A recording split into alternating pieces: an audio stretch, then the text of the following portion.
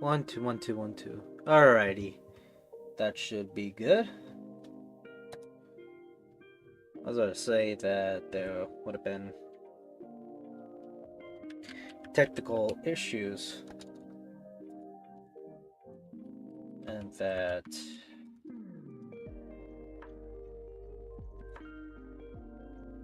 I had to miss out on the stream.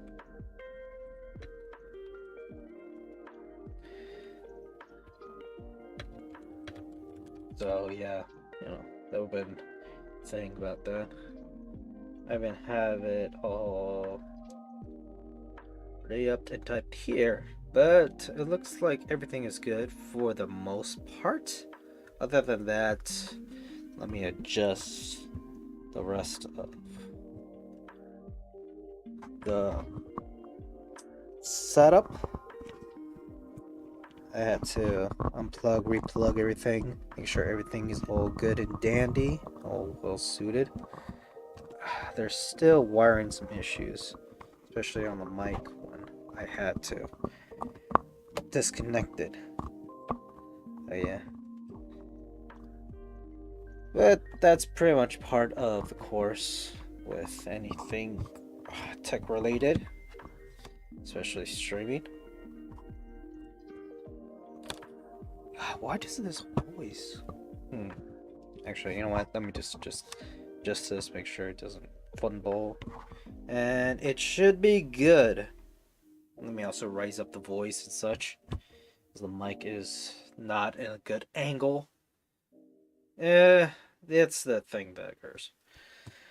Now, let me finish up with this, where we actually talked about how Postal 2 Paradise is a recent game that came out 10 years from Postal 2, and how it retained its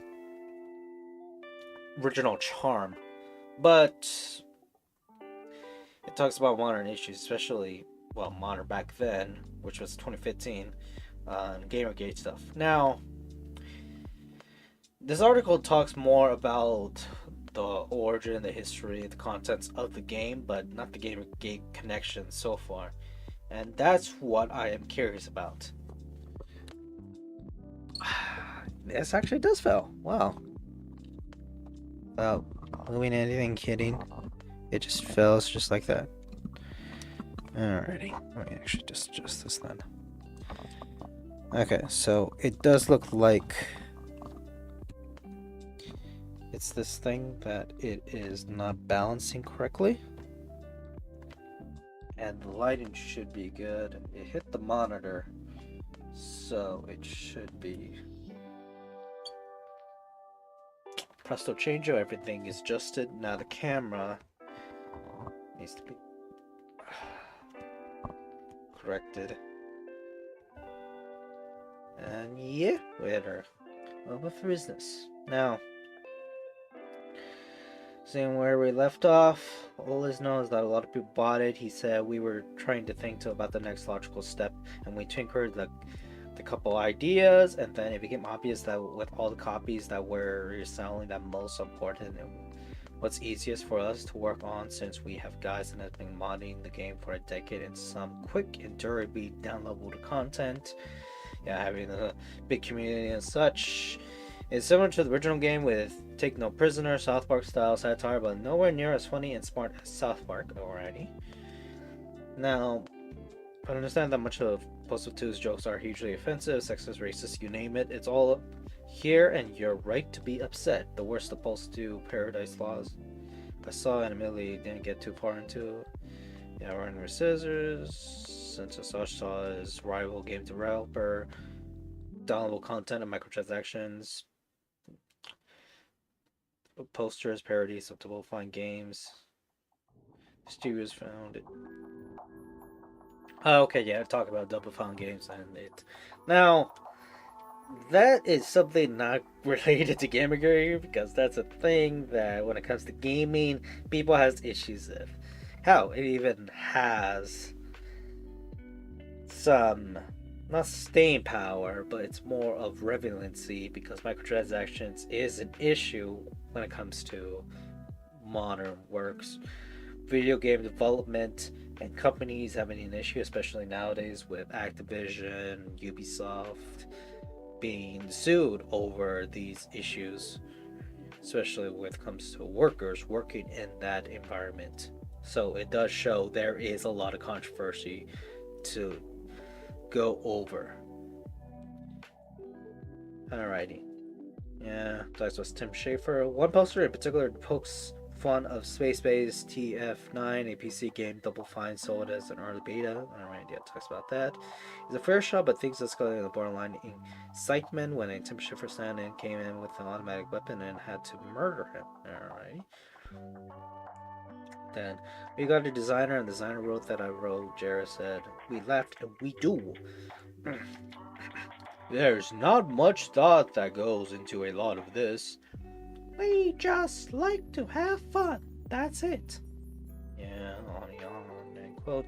It's given political incorrect shock value, and it's not surprising that Gamergate has railed around Postal. Running with Scissors has also supported Gamergate in post to its official forums, disagreeing with feminist criticism from Anita Sarkeesian when taking a stand against what is perceived as lack of journalistic ethics. So it would be the people who made Postal 2 Paradise Lost that's related to Gamergate. But what about in the game? Milo Yiannopoulos, a columnist on conservative website Breitbart, who's currently writing a book about Gamergate, voices himself in Paradise Lost. And to be fair, you can set him on fire and pee on him like everyone else. Yeah. Schaefer, by contrast, has spoken against Gamergate most recently while hosting the 2015 Game Developers Choice Awards. I asked Jared if this had anything to do with Double Fine ripping, but he didn't want to discuss Gamergate. When I asked, Double Fine declined to comment. Okay, so yeah, that would be one reason why they include Double Fine, but if it was only a bunch of bad jokes, I just misposted 2 Paradise Lost. It's nothing but an elaborate juvenile gag, but that's not the case. It's certainly juvenile and offensive by design, but Paradise Lost is also pretty interesting to play. The most common complaint against first-person shooters these days is that they're too linear. You're a guy with a gun, you're in a war, and you're pushed through a very narrow corridor of bad dudes and huge action set pieces for 6 hours before the credits roll. Postal 2 Paradise Lost is nothing like that. It's open, dynamic, and gives players the freedom of experiment, improvise, mess up, and express themselves through play.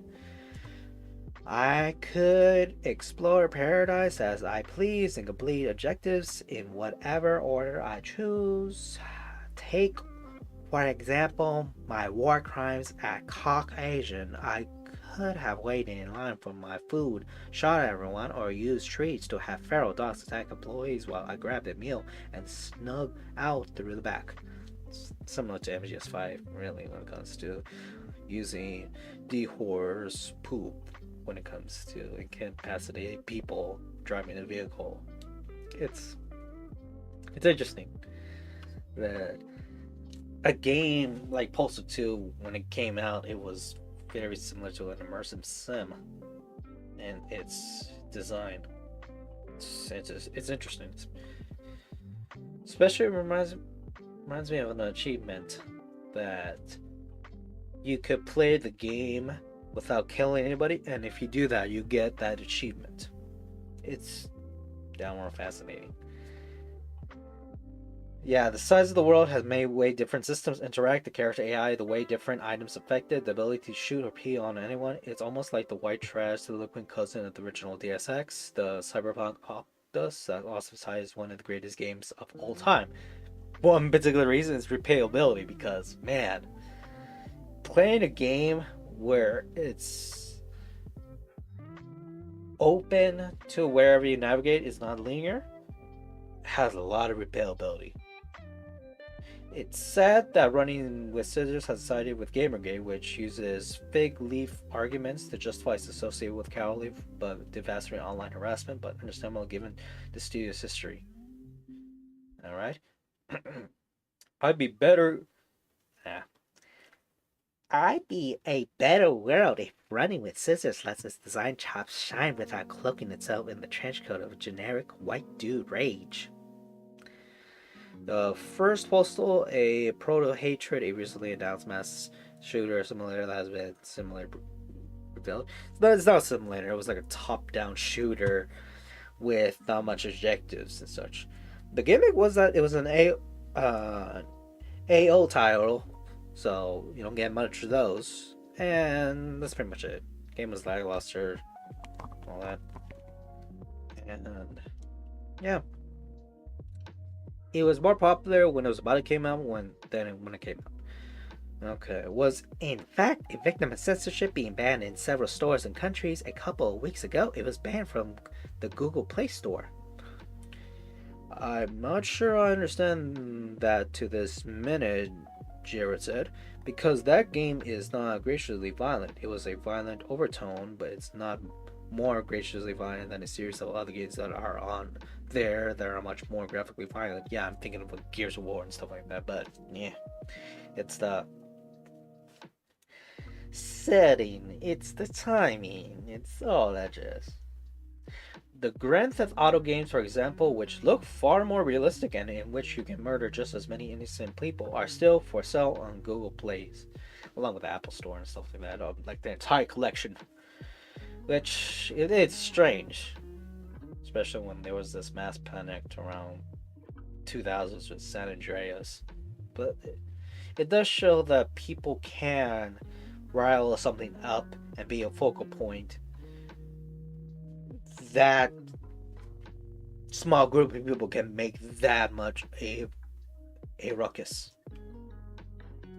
It's hard to resist tearing Postal 2 apart given its revolving ideology and even it's way better than packaged syphilis. It's been clear from the beginning that we've been cast aside or scapegoated in the industry, Jero said. We felt the way the media sometimes treats different developers with its coming to light. Yeah, we kind of were honest about the way we feel about it. It is what it is. I'm not here to rile anybody up or anything like that. It'll be a better world if Running with Scissors let its design shop shine without cloaking itself in the trench coat of generic white dude rage. Postal 2's defining features the freedom to pull out your dick and pee all over anyone or anything with immunity, which is the most quintessential Gamergate thing you could do in the game, but I can't deny that it creates some fun, clever, and interesting moments. They had that way before this. Now, it's part of the game. They could follow that.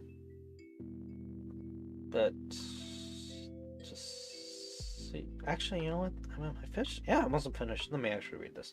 Well, if Running with Scissors ever made a game that wasn't so intent on offending, I'm confident that it could earn the critical success the studio insists it doesn't care about. Sadly, that's not going to happen.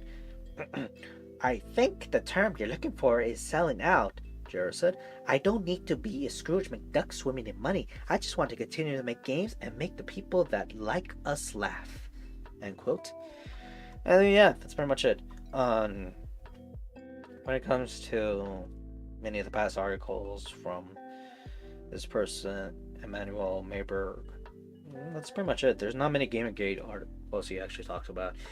His latest article was right after Gamergate when it happened that moment, and he didn't report while it was going on.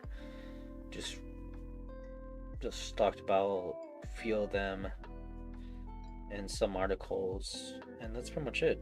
Most of this article actually talks about the game Postal 2 Paradise Lost, and not much of the Gamergate situation, other than like a few paragraphs. And that's pretty much it. Now,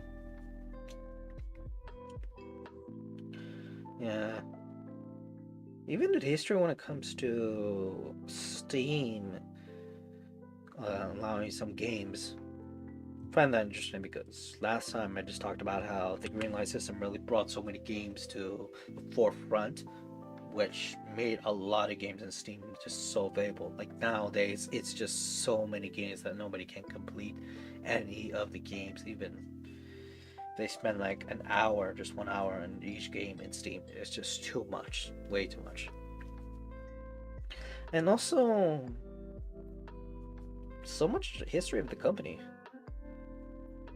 So, okay, so here's the thing. Okay, like one paragraph.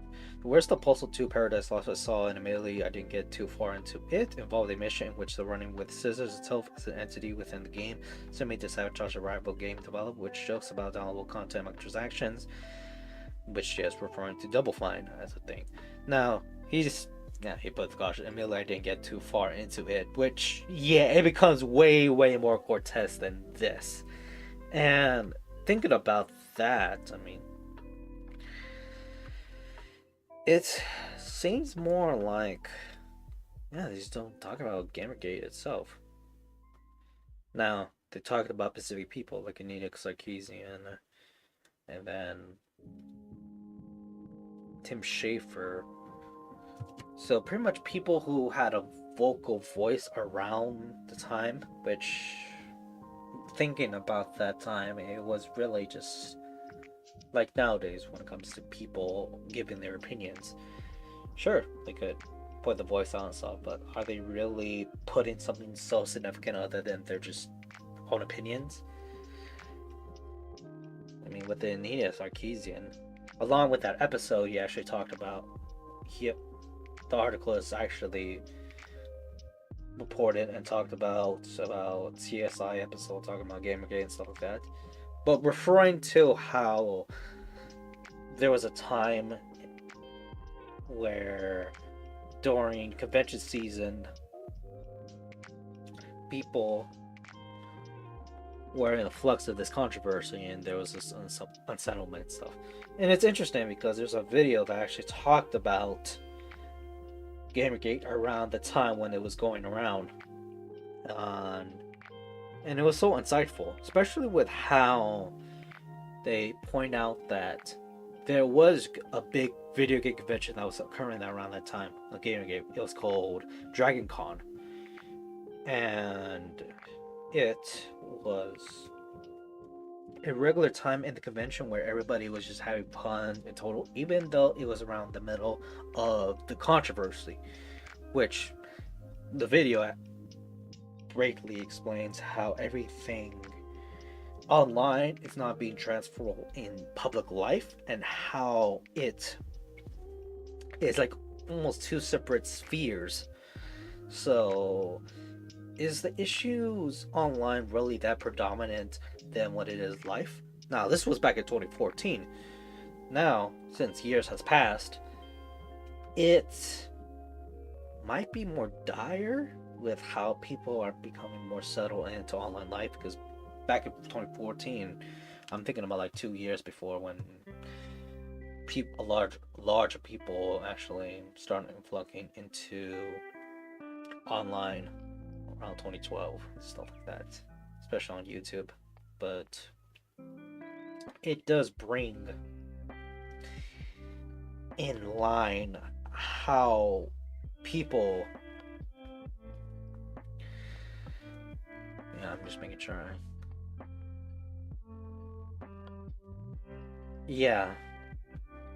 Keep in mind how many people were very serious about it. Neither Sarkeesian's one person. It's like the Tucker Carlson of this controversy, where they had a huge voice point. They stated a lot of things, and that's pretty much it. It's more like a talking head. Now, they were the orchestrator? No. Same as Tim Schafer, where he most likely just given his opinion and stuff like that.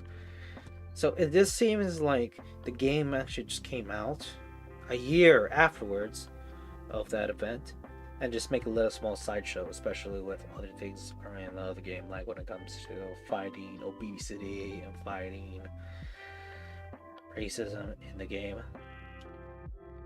It gets a lot more obscene in the game. Other than that, let me actually read this further. With jokes about downloadable, At first, it seems like punching up at big game publishers and their aggressive monetization. Then I noticed that all the posters in the office were parodies of Double Fine games. Now there's PU Games, where they're stomping up in person. The studio was founded by Tim Schafer, creator of classic adventure games like Grim Fandango, and generally a well-liked person in the industry. One poster in particular pokes fun at Space Base DF9, a PC game Double Fine sold as an early beta. The original plan was to keep adding new features, some of which Double Fine abandoned after development didn't go as planned. Players were understandably upset, and Space Base now has mostly negative reviews in Steam. It's a fair shot, but these escalated the borderline excitement when a Tim Schafer stand-in came in with an automatic weapon and I had to murder him. Alright. I would say we just poke fun at everyone, and this time the person that gets it gets it, Jared said. We poke fun at ourselves all the time too. That's true. Yeah, Postal. Yeah, they actually introduced the actual company itself and how you could actually talk about it along with Postal. We got a designer, and the design wrote what he wrote. Yeah, it goes on that. Politically incorrect shock value is not surprising. Okay. Given its political incorrect shock value, it's not surprising that Gamergate has railed around Postal. Running with Scissors also supported Gamergate and posed to its official forms. Alrighty. So yeah, they actually talk about industry, which led to Gamergate, because part of Gamergate was talking about the video game industry as a whole, set of specific things. Even though the incident was a specific case where one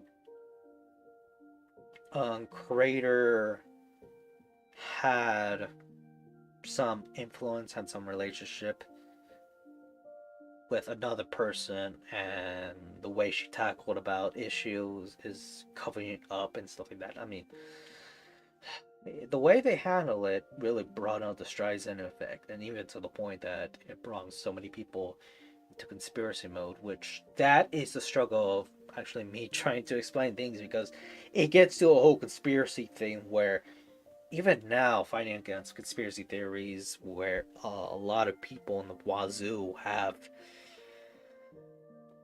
manifest and work on around it, it brings a lot of issues and factors. Gamergate was one thing, and for that's the big reason why it's a big controversy, a big incident. That's the truth of that. But yeah, it's Running with Scissors, the creators of Postal 2 supported Gamergate in posts in its official forms, disagreeing with feminist criticism from Anita Sarkeesian and taking a stand against what he perceives as a lack of journalistic ethics. Now, supporting Gamergate is strange because are you referring to people who want to gate other people? People who are hostile or not hostile? There's not two sides, it's multiple sides, and that's the thing about this controversy. There's just so many people to go with. That's why it's just hard to explain. But it does show this. Disagreeing with the criticisms from Anita Sarkeesian, so it's like disagreeing with Tucker Carlson. I mean, you could do that, and you could still be a conservative when it comes to things, or be part of Republican. Because what is it? Tucker Carlson would make fun of specific people of them not being conservative, Republican, or any alignment. But really, you could still be like that. It's just one person, a talking point. A talking person. Now, taking a stand against what he perceives as lack of journalistic ethics, it sounds more like a discussion, one of the discussions they have. Journalistic ethics actually goes back to the Pacific incident where two of the people had a relationship and one was using their influence and support, and it was not fair. I mean, a lot of people would complain about unfairness. That's the thing. That's the reason why journalism ethics occurred, where journalists have to be very ethical in something in order to have a fair, unbiased, which is not really a real thing. It's less of a biased stance. It seems like they didn't put the right focus. They pretty much pressed the flame, especially with the woman who was trying to keep everyone from stop talking about it. Streisand affecting a lot of things about this incident. Now, Mino Arnolopoulos, a columnist and conservative website, Barrett, who's currently writing the book about Gamergate, voices himself in Paradise Lost. And to be fair, yeah, liberal character. Now it shows like there's a person who has multi game. Person who was literally writing a book around this time. A lot of people did that. I mean, that's the reason why people also talk about Gamergate, because a lot more media is talking about it. People can talk about incidences. That's nothing new. People have been doing that for years. The fact that a person actually talked about that as they're writing a book and marketing that, yeah. Nah, that's the whole game? Nah.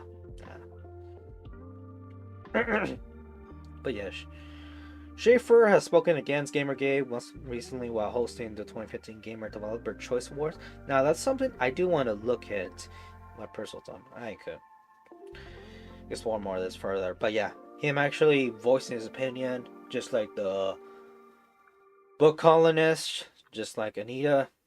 They're just talking figures, giving their opinions and stuff like that. They're only one people out of multiple people, not even the initial people who started this controversy, who was there since day one. And that's the truth.